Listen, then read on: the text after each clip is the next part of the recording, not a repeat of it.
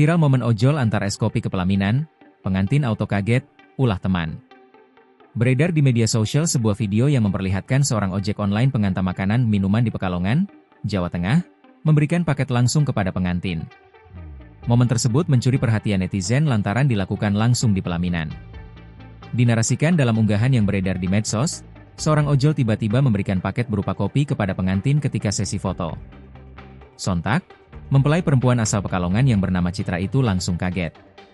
Pekalongan adalah salah satu kota di pesisir pantai utara Provinsi Jawa Tengah yang dijuluki Kota Batik.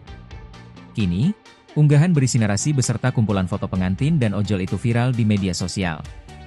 Kepada Tribun News, Citra, mempelai perempuan menceritakan momen unik di pernikahannya pada Agustus 2025 lalu.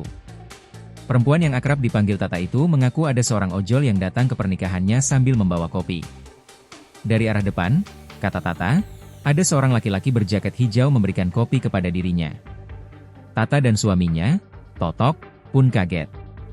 Sebab, ia tak memesan makanan atau minuman via ojek online di momen pernikahannya. Posisi saat itu Tata dan suaminya tengah melakukan sesi foto setelah akad ijab kabul. Tata menyebut, ia sempat berpikiran tetangganya yang memesan paket tersebut.